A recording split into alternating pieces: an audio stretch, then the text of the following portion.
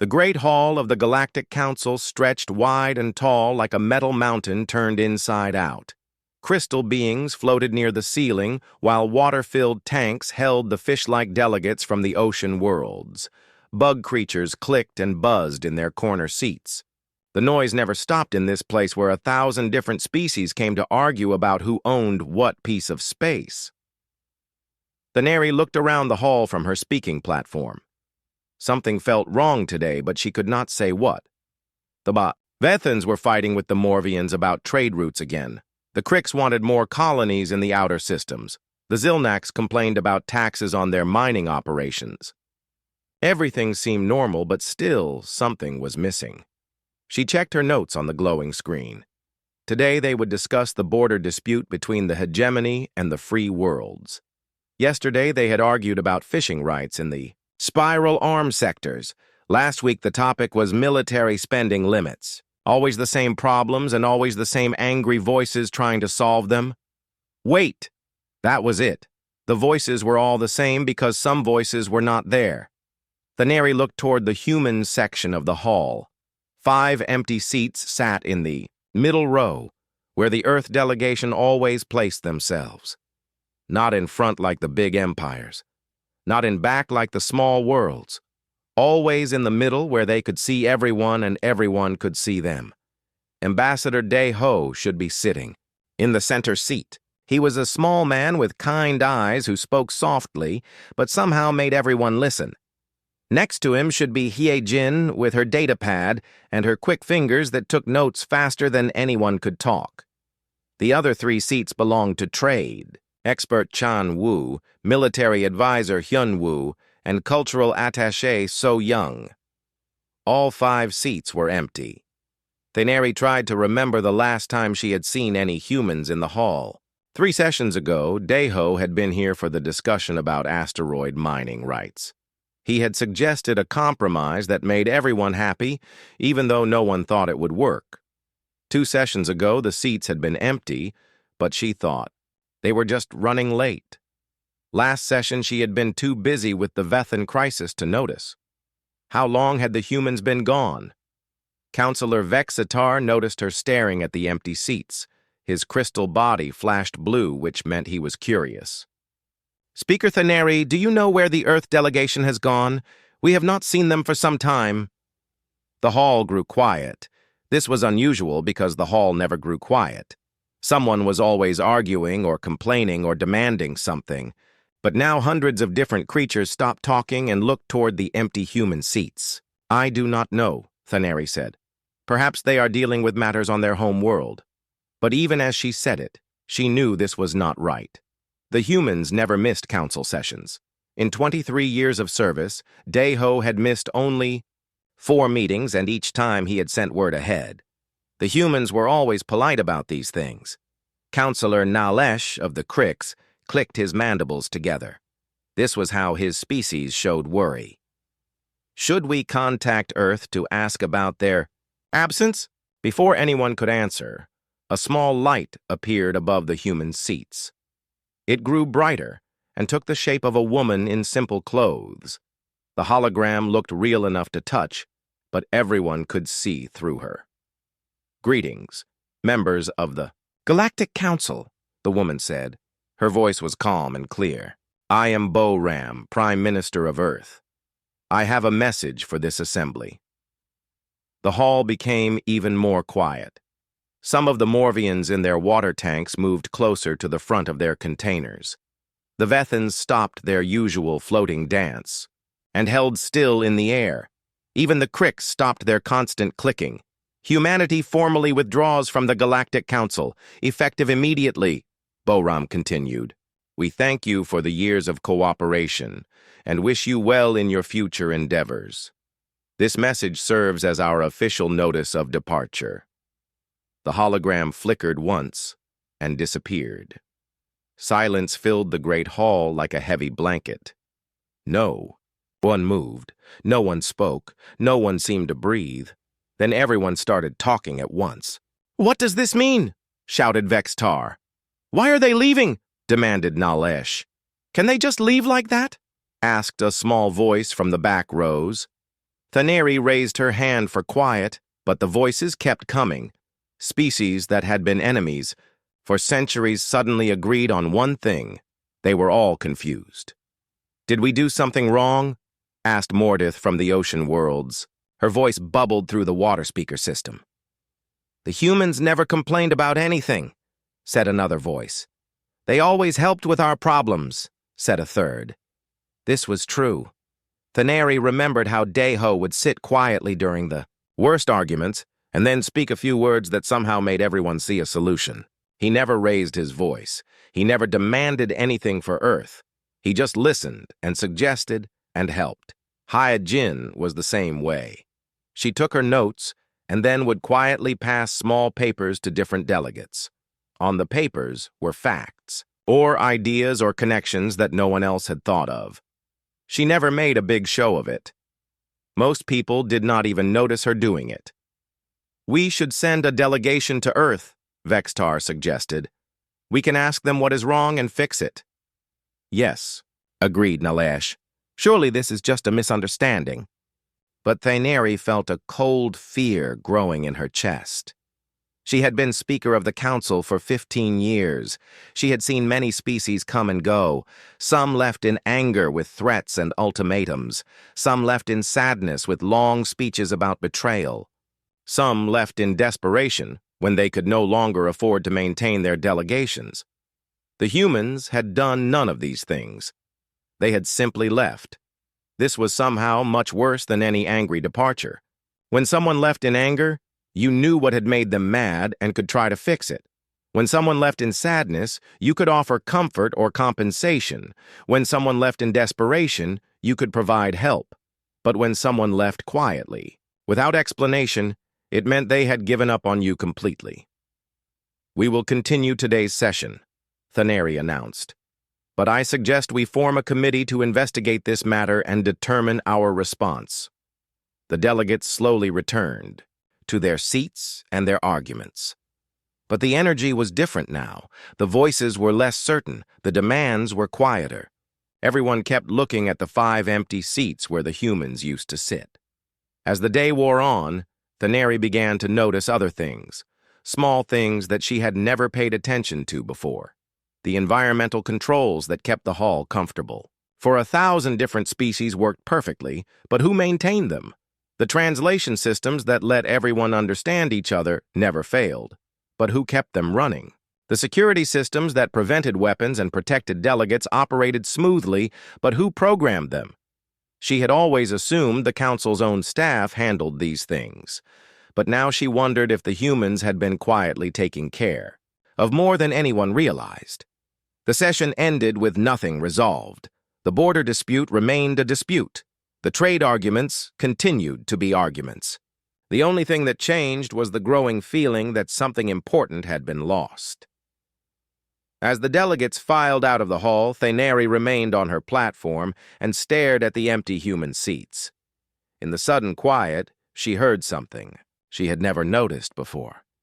The sound of machinery humming softly in the walls, the whisper of air moving through ventilation systems, the subtle vibration of computers processing vast amounts of data, all the invisible work that kept their grand council functioning.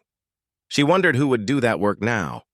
3 months passed since the humans left and the galaxy kept spinning. Stars burned in their usual patterns and ships moved between worlds carrying goods and people and messages. On the surface, everything looked the same as it always had. But cracks were starting to show. The first crack appeared in the neutral zone where the Krix Empire met the Morvian Federation. Both sides claimed mining rights to an asteroid field rich in rare metals. Before, when such disputes arose, Ambassador Deho would arrange quiet meetings between the opposing sides. He would sit with them in small rooms away from the cameras and crowds and help them find solutions that let everyone save face. Now there was no Deho to make those meetings happen. The Krix sent their war fleet to the asteroid field. The Morvians responded by sending their own ships. For 2 weeks, the fleets faced each other across empty space while their governments shouted threats through official channels. Trade between the two powers stopped. shipping lanes closed. Other species started choosing sides. What should have been a simple negotiation was becoming a crisis that could split the galaxy in two. Counselor Vextar tried to mediate, but his crystal people had never been good at understanding biological emotions. When he suggested the two sides simply share the asteroids equally, both the Krix and Morvians were insulted. Sharing was not how their cultures worked. Speaker Thaniri attempted to organize peace talks, but without Deho's patient guidance, the meetings turned into shouting matches. The Krix delegates would click their mandibles aggressively while the Morvian representatives bubbled angrily in their water suits. No one listened to anyone else.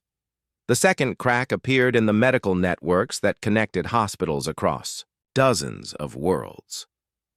Dr. Yunseo had been running the Galactic Medical Exchange from a research station in neutral space. Her team of human doctors and scientists worked around the clock to track diseases and coordinate treatments between different species. Most people never thought about the exchange because it simply worked. When plague broke out on Krix colonies, human doctors would quickly identify the cause and send treatments. When Vathan crystal rot spread through their home systems, Yunseo's team would modify existing medicines to help crystalline beings. When new diseases jumped between species in busy trade ports, the exchange would have vaccines ready before anyone even knew there was a problem. But now the medical station was dark. Emergency calls went unanswered.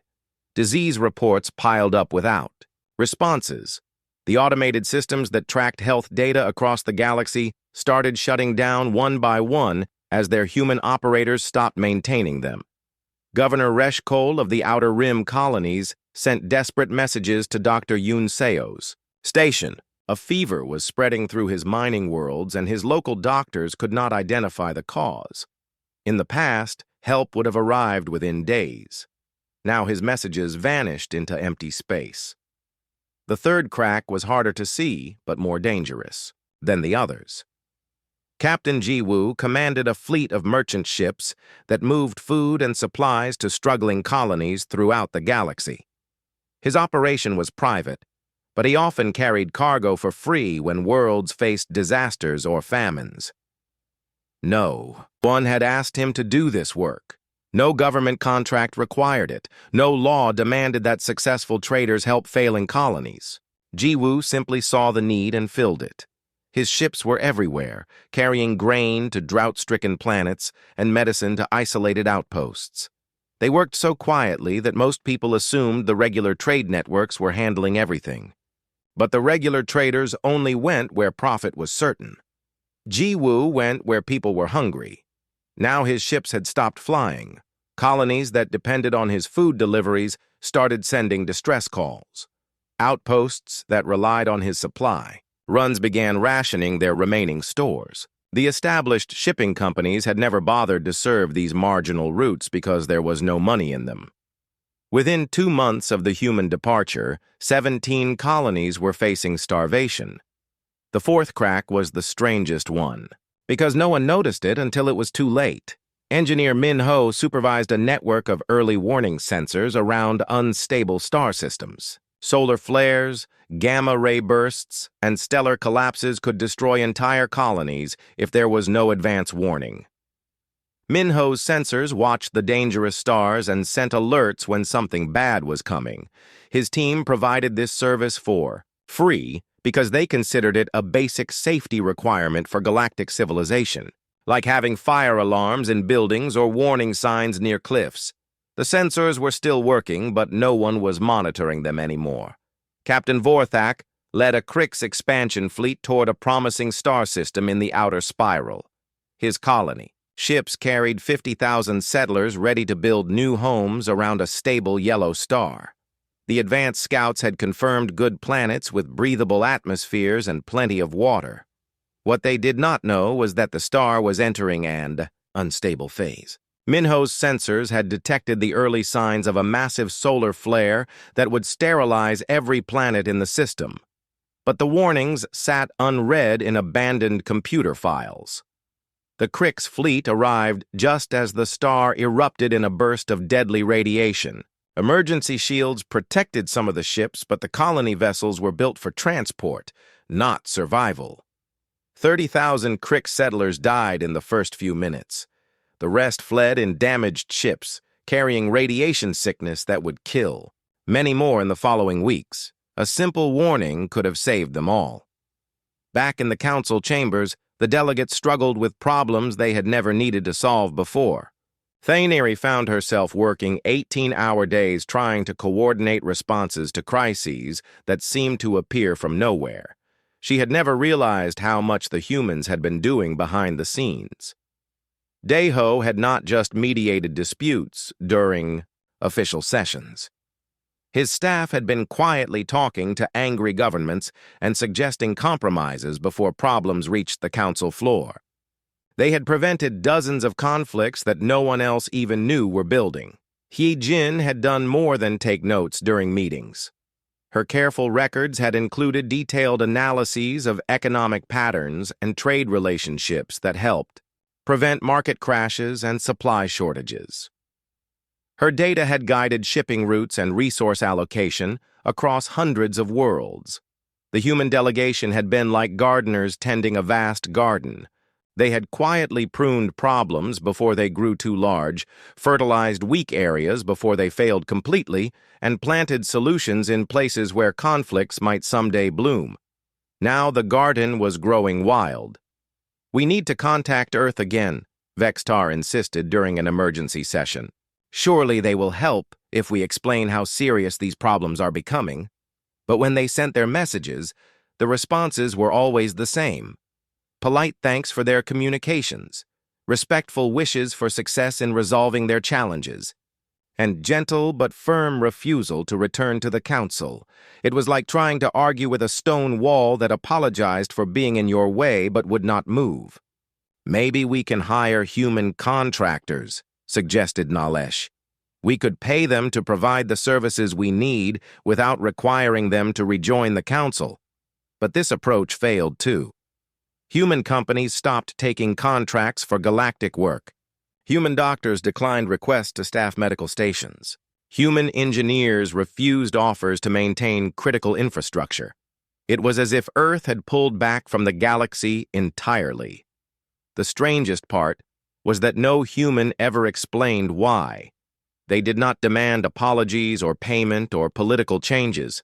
They did not threaten anyone or make angry speeches about being underappreciated. They simply said no to everything and went back to their own worlds.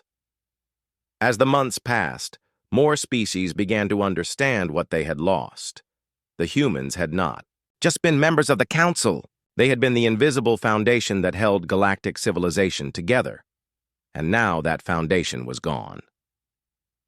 Speaker Thaineri stood alone in the empty council chamber late one night, looking at the 5 chairs where the human delegation used to sit. The hall felt bigger and colder without their quiet presence. She remembered how Deho would stay after sessions to help clean up problems that had been discussed during the day. He would make calls to his contacts on different worlds, arrange meetings between stubborn officials, and find creative solutions that no one else had considered. Hye Jin would organize follow-up communications to ensure that agreements made in the heat of debate actually got implemented. She would coordinate with local governments and trade organizations to make sure that good intentions became real actions. The rest of the human team would handle the details that kept everything running smoothly. Chanwu managed trade agreements that prevented economic wars. Hyunwoo coordinated military cooperation that stopped small conflicts from becoming big ones. So Young facilitated cultural exchanges that helped different species understand each other. They had made it all look easy because they were good at their jobs. But more than that, they had cared about making the galaxy work for everyone. Now Thaineri wondered if anyone else cared as much as the humans had. The council could pass laws and make declarations and hold grand debates. But who would do the patient, invisible work of actually making those decisions matter in the real world? 6 months after the humans left, the galaxy was falling apart like a machine with too many broken pieces. The plague came first to the Morvian homeworld of Aquatica Prime. It started small in the deep ocean cities where millions of fish-like beings lived in towering coral structures. A few individuals became sick with something their doctors had never seen before. Skin lesions that would not heal, breathing problems that got worse each day, fever that burned through their cold blood like fire. Within 2 weeks, the disease had spread to every major city on the planet. The Morvian Medical Corps tried everything they knew, but nothing worked. Their treatments made some symptoms better, but the core sickness continued to grow stronger. Dr. Kephalar, chief physician of Aquatica Prime, remembered that human doctors had helped with similar problems before. Dr. Yun Seo's medical station had databases filled with cures for diseases that jumped between species. Her research teams studied how different biologies reacted to new illnesses and developed treatments faster than anyone else in the galaxy. But when Kephalar sent desperate messages to the human medical station, only silence came back. The facility was still there, hanging in neutral space between star systems, but no one answered their calls. The automated systems that once provided instant help had gone dark. The Morvian government tried every other option they could think of. They called Vethan crystal healers who worked with energy fields instead of medicine. They contacted Krix biochemists who specialized in industrial toxins. They even reached out to the primitive Hulkari, whose shamans claimed mystical healing powers. Nothing helped. The disease continued to spread until half the planet was infected. Thousands died each day while their doctors struggled with tools and knowledge that were not enough to save them. The cure existed. Dr. Yun Seo's team had developed treatments for 17 different cross-species plagues during their years of service.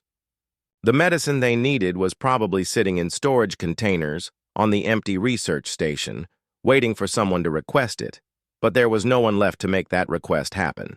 On the other side of the galaxy, the Krix were discovering their own harsh lessons about the absence of human help. Fleet Commander Zektor had spent months planning the expansion into the Kepler sector.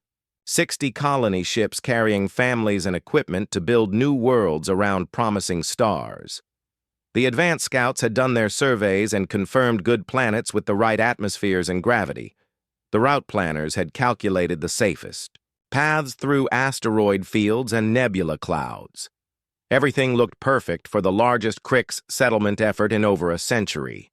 What no one knew was that the third star in the target system was building toward a massive solar flare. Minho's sensor network had been tracking the stellar instability for months and would have issued warnings weeks before the dangerous event. But Minho was gone, and his sensors spoke only to empty computer systems that no one monitored anymore.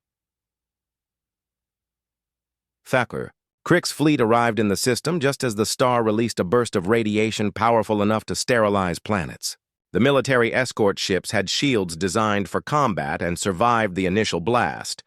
But the colony vessels were built for carrying people and cargo, not for protecting against stellar catastrophes. 30,000 Krix settlers died in the first hour as radiation flooded through their ships. The survivors huddled in shielded sections while their vessels' life support systems failed one by one. Emergency rescues saved some of the remaining colonists, but thousands more died from radiation sickness during the long journey back to safe space. The tragedy could have been prevented with a simple warning message. Minho's early detection systems would have given them weeks to delay the mission or choose a different route, but the humans were no longer there to provide that protection. Commander Zektor stood in the ruined command center of his flagship and stared at casualty reports that covered his screens like accusations. His own daughter had been aboard one of the colony ships, planning to start a new life on a world that would never be safe for any living thing. The worst part was not knowing why the humans had stopped helping. If they had demanded payment for their services, the Krix would have paid. If they had wanted political concessions or territorial rights, negotiations could have been arranged. But there had been no demands, no negotiations, no explanations, just absence where help used to be. Back in the council chambers, the economic systems that held galactic civilization together were collapsing in ways that no one had expected. Trade, routes that had operated smoothly for decades, suddenly became sources of conflict and confusion. He-Jin had not just taken notes during council sessions. Her careful records had tracked the flow of goods and resources between hundreds of worlds, identifying bottlenecks before they caused shortages and surpluses before they crashed markets. Her quiet suggestions had prevented economic wars by helping different species find ways to trade that benefited everyone. Without her invisible guidance, the galactic economy was lurching from crisis to crisis like a drunk giant stumbling through a crowded room. The Neutral Zone Mining Consortium collapsed when member worlds could not agree on resource allocation. Before, He-Jin would have provided data showing how much each world needed and suggested distribution formulas that seemed fair to all parties. Now the member worlds simply accused each other of hoarding and greed until the whole system fell apart. The spiral arm food exchange failed when agricultural worlds started competing instead of cooperating. Grain producers on Vethan colonies tried to corner the market while vegetable growers on Morvian worlds hoarded their harvests. Food prices spiked across dozens of systems as planets that had never worried about hunger suddenly faced empty shelves in their markets. Captain Jiwoo's merchant fleet had been the safety net that caught struggling colonies when the regular economy failed them. His ships had carried emergency supplies to disaster zones and food to failing worlds without asking for payment or profit. But Jiwoo was gone now, and no one else wanted to take on the thankless job of helping places that could not help themselves. 17. Colonies were starving. 23 outposts were running out of critical supplies. 8 research stations had been abandoned when their supply runs stopped coming.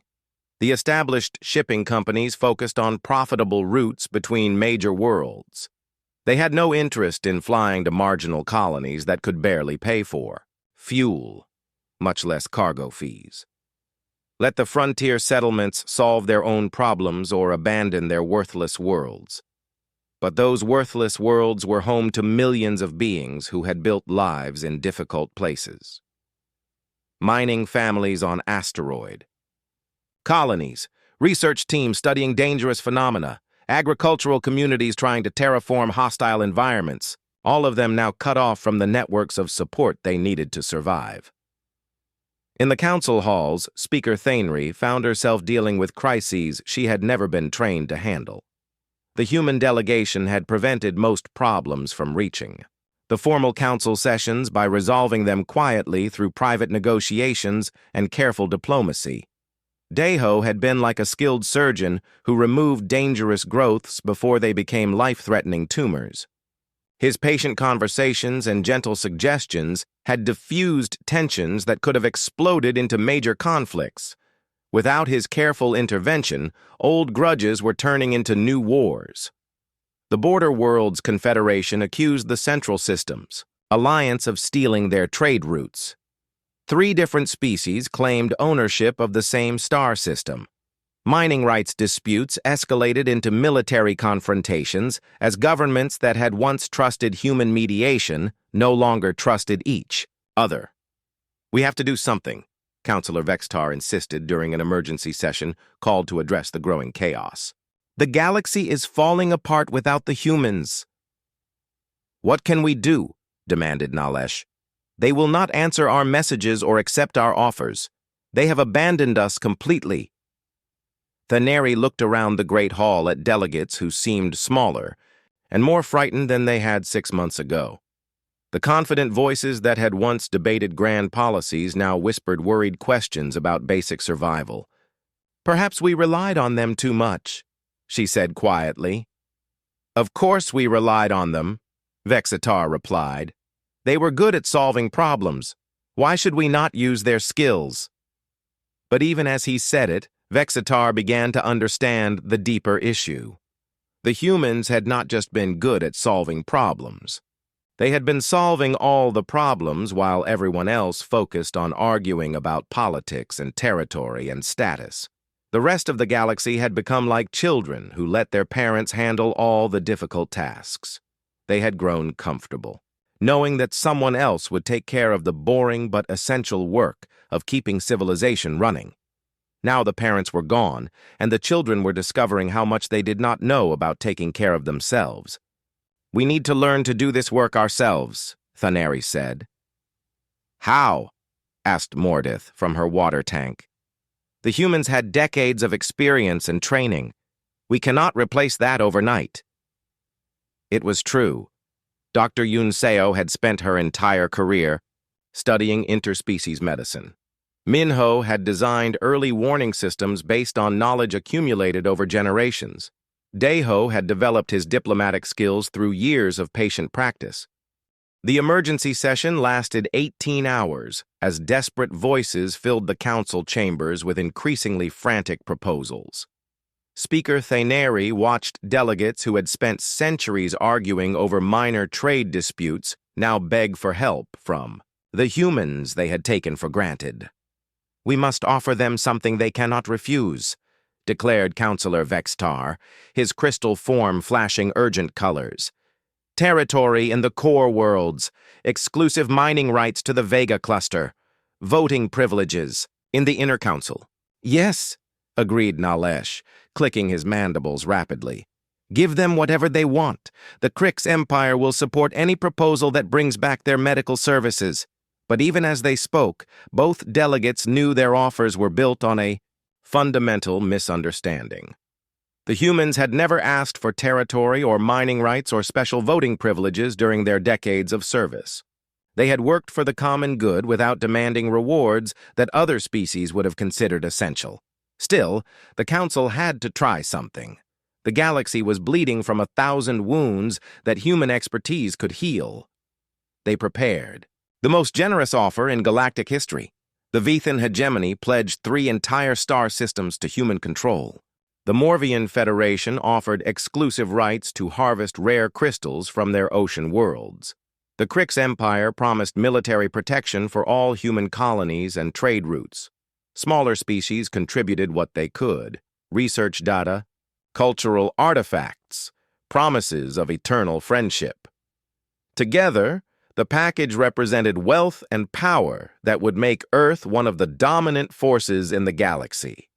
The response came within hours, delivered by the same calm hologram of Prime, Minister Boram, that had announced humanity's departure. "The Galactic Council's generous offer is acknowledged with gratitude," she said. "However, Earth must respectfully decline these terms. We appreciate the Council's consideration and wish you success in resolving your current challenges." No explanation, no counter-proposals, no indication of what might change their minds. The hologram flickered out, leaving the council chambers in stunned silence. "Did they even consider our offer?" whispered Mordith from her water tank. "They responded too quickly," Vextar observed, "as if they had already decided to refuse before hearing what we proposed." Frustration began to replace desperation as the delegates realized that their most generous gesture had been dismissed without serious consideration. How could anyone refuse 3 star systems and unlimited wealth? "Send a delegation to Earth," suggested Governor Reshikol. "Face-to-face negotiations might succeed where messages have failed." The council agreed and assembled their most skilled diplomats. Vexitar would represent the major powers. Nalesh would speak for the military alliances. Mordith would advocate for the outer colonies. They carried authorization to offer anything Earth might want in exchange for renewed cooperation. Journey to the Sol system took 2 weeks through hyperspace lanes that human engineers had helped design. As their ship approached Earth's orbital stations, the delegation felt hopeful that direct conversation would break through whatever misunderstanding had caused humanity's withdrawal. They were wrong. Earth's traffic control systems guided their ship to a reception station where they were greeted with perfect courtesy and complete inflexibility. Human officials provided comfortable quarters, excellent food, and polite conversation about everything except the reason for their visit. When the delegates finally managed to arrange a meeting with Earth's Foreign Minister Sung Ho, they discovered that humanity's position had not changed at all. "We appreciate the Council's offers," Sung Ho said in a tone that suggested the conversation was already over. "But Earth's decision to withdraw from galactic affairs is final." "But why?" Vextar demanded, his crystal body flashing frustrated. "Reds. Your people helped build the Council. You invested decades in making it work. Why abandon everything now?" Sung Ho smiled sadly. "We did not abandon anything. We simply recognized that our presence was preventing necessary growth." The words made no sense to the delegation. How could helping others prevent growth? How could cooperation be a bad thing? "People are dying," Nalesh said bluntly. "My colony fleets are flying into stellar disasters that your sensors could predict. Mordith's people are starving without your supply ships. Plagues are spreading because your doctors are no longer there to stop them." "We know," Sung Ho replied, "and we are sorry for the suffering these transitions are causing, but the alternative would be worse in the long term." "What alternative?" Mordith asked. "Permanent dependence," Sung Ho said. "A galaxy that can only function when someone else does the difficult work." The delegates spent 3 days trying to understand humanity's position and 3 more days attempting to change it. They offered bribes and made threats. They appealed to friendship and pointed out moral obligations. They promised reforms and suggested compromises. Nothing worked. The humans listened politely to every argument and responded with the same gentle firmness. Earth would not resume its role in galactic affairs. No amount of payment or pressure would change that decision. "What if we guaranteed humans leadership positions in the Council?" Vexatar asked in desperation. "Speaker Thaneri would step down. Daeho could run the entire organization." "Daeho has no interest in running the Council," Sung Ho replied. "None of our people do." "Then what do you want?" Nalesh demanded. "There must be something that would bring you back." Sung Ho was quiet for a long moment, looking out the window at Earth's blue oceans and white clouds. When he spoke again, his voice was even sadder than before. "We want the galaxy to grow up," he said, "to learn to take care of itself instead of expecting others to solve its problems."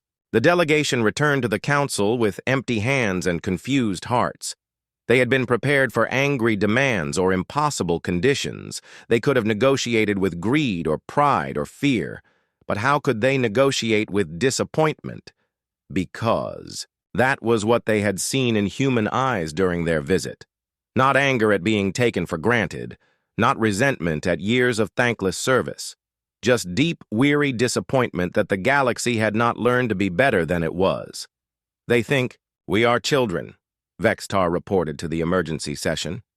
"They think we cannot govern ourselves without their help. Maybe they are right," Thaneri said quietly. The admission hung in the air like a toxic cloud. No one wanted to acknowledge that their proud civilizations might be dependent on another species for basic survival. But the evidence was growing, harder to ignore each day. More colonies were going dark as supply lines failed. 3 new wars had started over resources that human mediation would have shared peacefully. The Morvian plague was spreading to other worlds as ships carried infected refugees to systems that could not properly quarantine them. "We need to know why they really left," declared Nalesh. "There must be more to this decision than they are telling us."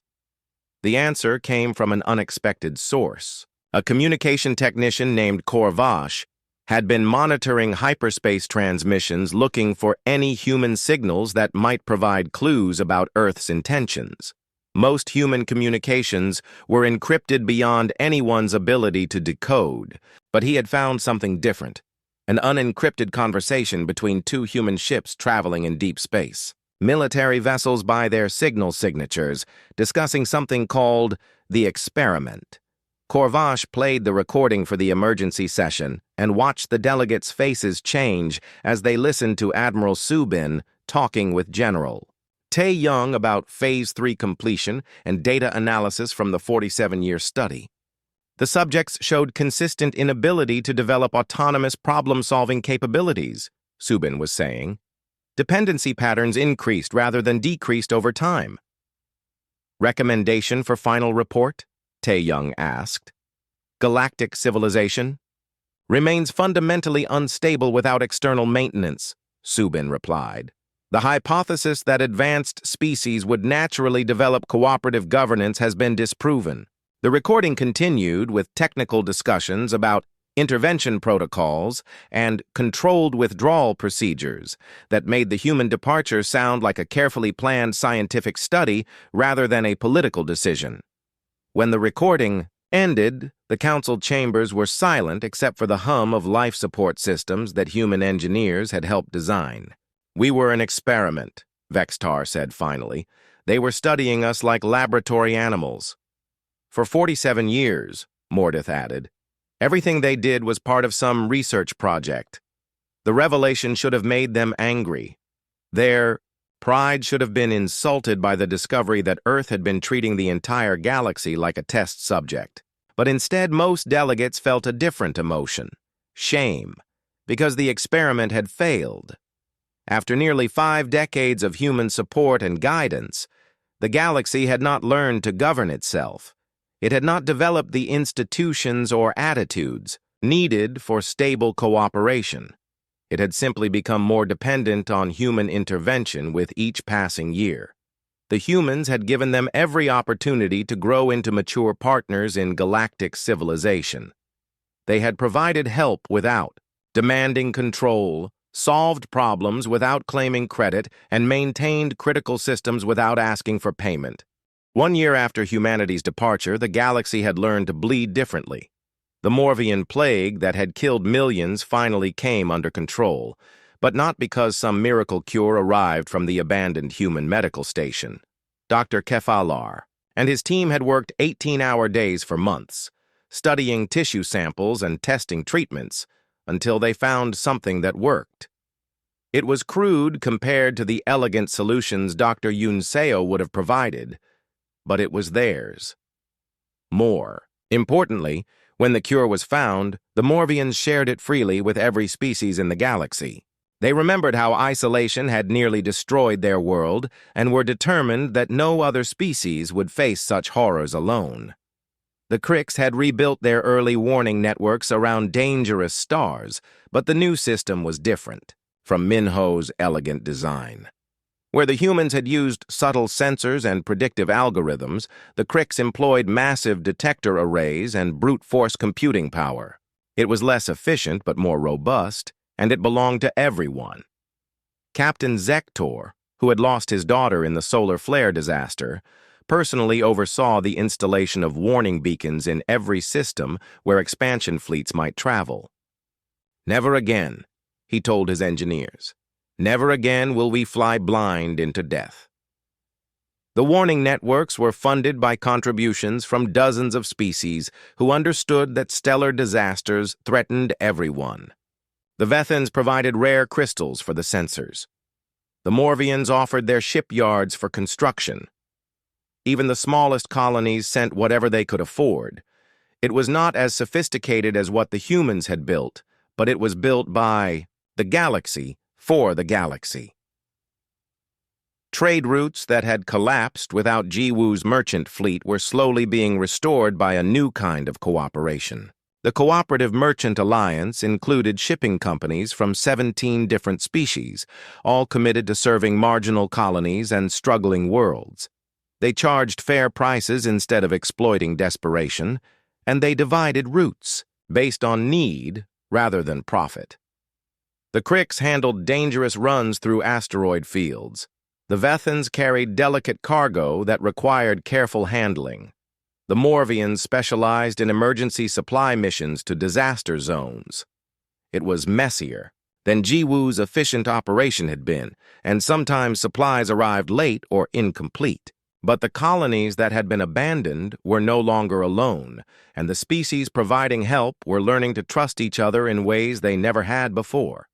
The greatest change was in the council chambers themselves, where Speaker Thaneri had watched proud delegates transform into something approaching wisdom. The shouting matches that had once dominated sessions gave way to careful listening. Species that had considered each other enemies began working together on problems that affected them all. The Vethans and Morvians, who had nearly gone to war over mining rights, now shared technology and resources for their joint asteroid operation. "We cannot afford to waste time on old grudges," Councillor Vextar explained to his people. "The humans are not coming back to fix our mistakes." It was a hard lesson, but a necessary one. Without Deho's patient mediation, conflicts that escalated to violence stayed violent until someone decided to stop fighting. The galaxy had learned that cooperation was not a luxury provided by others, but a survival skill they needed to develop themselves. Heejin's careful economic analyses were replaced by something less elegant but more transparent. A joint committee of economists from multiple species now tracked trade flows and resource distribution, publishing their findings for everyone to see. When problems were identified, the solutions came from open debate rather than quiet suggestions from human experts. The system was slower and sometimes messy, but it belonged to the species who used it. They understood how it worked because they had built it themselves. Not everything had improved. 17 colonies had been permanently abandoned when their populations could not survive without external support. 3 wars had burned themselves out through exhaustion rather than negotiated peace. The galaxy was smaller and scarred in ways that would take generations to heal. But the species who remained had grown stronger through necessity and hardship. Dr. Kefalar now ran a medical exchange that included researchers from 8 different species. It was less comprehensive than Dr. Yunseo's operation had been, but it was growing as more worlds contributed knowledge and resources. The Krix shared their biochemical expertise. The Vethans offered their understanding of energy-based healing. Even the primitive Hulkari contributed traditional remedies that sometimes worked better than advanced technology. "We are learning to heal each other," Kefalar told his staff. "Not because someone else tells us how, but because we choose to share what we know." Captain Zektor had become something unexpected, a teacher. His warnings about stellar hazards had evolved into a comprehensive safety program that trained navigators from dozens of species. He shared the knowledge that had cost his people so dearly, ensuring that other fleets would not repeat the Krix tragedy. "Experience is the harshest teacher," he would tell his students. "But those who survive its lessons have wisdom to offer others."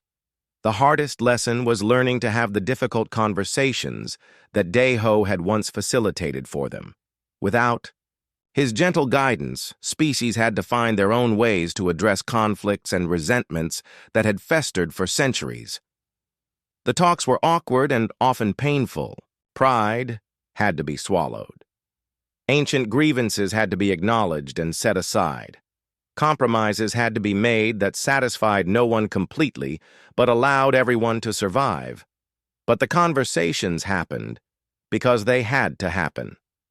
The alternative was the slow collapse of galactic civilization, and no one wanted to watch their worlds return to isolation and darkness. "We are becoming the people the humans hoped we could be," Thaneri told the council during a session that ended with actual agreements instead of postponed arguments. "It has cost us much, but we are learning."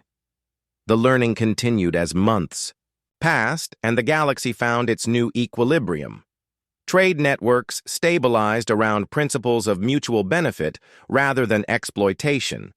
Medical cooperation spread as species realized that diseases recognized no political boundaries. Military alliances formed based on shared values rather than temporary convenience. It was not the smooth efficiency that human oversight had provided, but it was sustainable in ways the old system had never been. Then, on a quiet day when the council was debating water rights in the neutral zone, a familiar blue light appeared above the empty human seats. The hologram was different this time. Instead of Prime Minister Boram, a younger woman materialized in the space where Ambassador Daho used to sit. She wore simple clothes and had kind eyes that reminded everyone of the quiet diplomat they had lost. "Greetings, members of the Galactic Council," she said.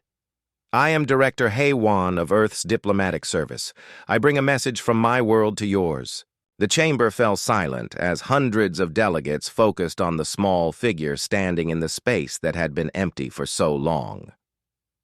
"We have observed the progress you have made over the past year," Haiwan continued. "The cooperation you have built, the problems you have solved, the wisdom you have gained through necessity and choice." She paused, and her expression softened with something that might have been pride. "You have become the partners we always hoped you could be. You have learned to govern yourselves with justice and compassion. You have developed the strength to help each other without requiring someone else to show you how." Another pause. Longer. This time, as if she was choosing her words carefully. "Earth would be honored to rejoin the Galactic Council, not as caretakers or teachers, but as equals among equals. Not to solve your problems, but to work with you on challenges that affect us all." The hologram flickered slightly, then continued. "If you are interested in renewing our partnership on these terms, we invite you to send a delegation to Earth. Come not as supplicants seeking help, but as friends offering cooperation." The image smiled, and for a moment it looked exactly like Daho when he was pleased with a successful negotiation. "We are proud of who you have become," Haywan said, "and we would be grateful for the chance to stand beside you as you continue to grow." The hologram faded, leaving the council chambers in the kind of silence that follows profound revelations. Then Counselor Vextar began to laugh. It was a sound like crystal chimes in a gentle wind, expressing joy and relief and a dozen other emotions that had no names. "They were proud of us," he said. "They watched us struggle and fail and learn, and they were proud." "Because we did not give up," added Naliesh. "Because we chose to grow instead of collapse.